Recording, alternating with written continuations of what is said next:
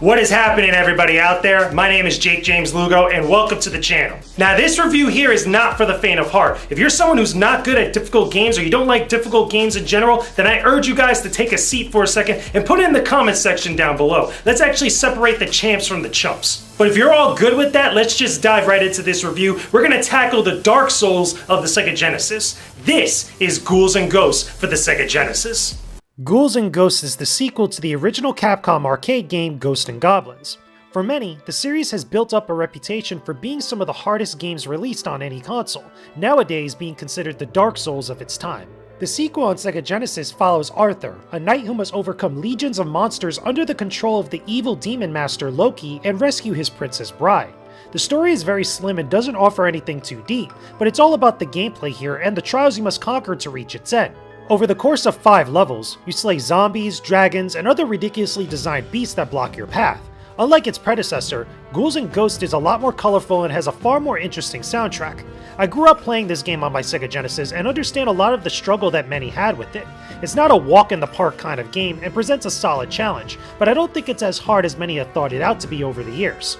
Now, one of the things about Ghouls and Ghosts is that it's the sequel to Ghosts and Goblins, which was in the arcade and also on the NES. But one of the big things about this entire series that it's really notorious for is its crazy difficulty. The thing about difficulty in video games is that it's a very subjective thing. Not everybody's gonna find the same type of difficulty level with every single game. Some people might find a particular game very difficult, while others might find it to be very easy. So what about Ghouls and Ghosts? Is it going to be really difficult for the majority of people out there that play it? Well, to be totally honest with you guys, as someone that grew up playing this game and kind of removing that bias a little bit, it's not as challenging and not overly impossible as what a lot of people try to say it is. If I had to really choose, the most difficult game in the entire series to date would have to be Ghosts and Goblins on the NES. That game is vastly more difficult than Ghouls and Ghosts, mainly because of the hardware limitations that were available at the time, both in the arcade and on the NES. But with Ghouls and Ghosts on the SEGA Genesis, I feel like you have a lot more tools and a lot more breathing room to deal with some of the scenarios and situations and enemies that are constantly coming at you throughout the entirety of the game. The other thing I have to mention is that Ghouls and Ghosts is a very short game. I actually completed this game twice, which is what you have to do to get the true ending, and I finished it in under an hour. So let's explore the thing that everybody gets hooked up on when it comes to the difficulty of this game, and that's Ghouls and Ghosts' gameplay. The controls of Ghouls and Ghosts are simple, really only using 2 buttons on the controller for jumping and attacking. You run around and kill monsters with various attacks in each stage, with a big boss fight at the end. Arthur is very weak, however, and can be killed easily if you aren't careful. One hit knocks you out of your armor, and the next hit will kill you instantly. This is what makes the series so difficult and frustrating for so many gamers. Not much of that is different from the previous game, but the new abilities you have for destroying monsters this time around are very good. There's a variety of weapons Arthur can throw at enemies, ranging from lances and swords to axes and fireballs. The biggest change with all of this is the ability to aim directly upward and downward, adding a whole new layer to how you defeat certain enemies. Other games in the series didn't allow this, but it is a great addition that works to your benefit. On top of this, Arthur has a new magical armor that you can pick up from random chests you find at each stage. The armor allows you to charge up your attacks and unleash a big magic attack that heavily damages enemies. Each weapon has a unique magic attack, with some being better than others, but all of them are flashy. Some look very cool, even though it takes a second to charge them up to use them. Getting the magical armor can be tricky, however, if you're constantly getting hit or dying. You need to be already in your standard armor in order to pick it up from a chest, otherwise don't expect to use it at all.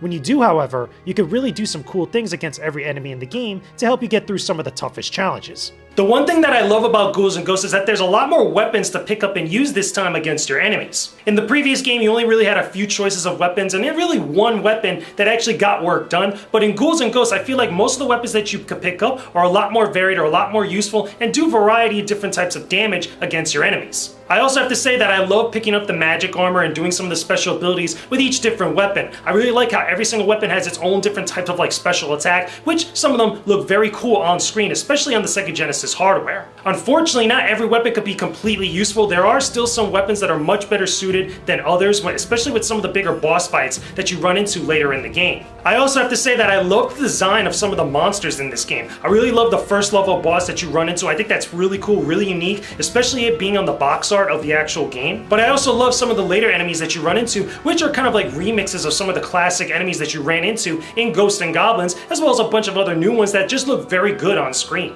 But in my opinion, the best addition addition to Ghouls and Ghosts, which I feel like was kind of lost in other entries of the series, is the ability to attack upwards and downwards in the game. If you guys don't know, in some of the other games in the Ghosts and Goblins series, you're not actually able to attack upward or downward directly below you, which really limited your ability to attack enemies that were coming at you, as well as also kind of get out of a lot of sticky situations that most of the time you found yourself in. I really don't understand why they took out this feature in some of the other games, especially after this game came out. I always thought that was really confusing because I felt like it added. It's like very similar to the 8-way type of like directionals that you could fire your whip in something like Super Castlevania 4. But now let's talk about this whole notion about completing the game twice, which seems to be like a tradition for the series up to this point. The one gimmick that everyone knows about in the Ghosts and Goblins series is how the games require you to complete them twice to see their true endings.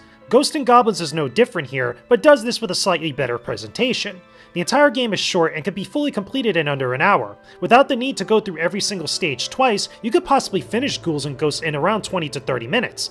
Though it's a thing for the series since the beginning, this was done to pad the time you spent playing it a little bit longer.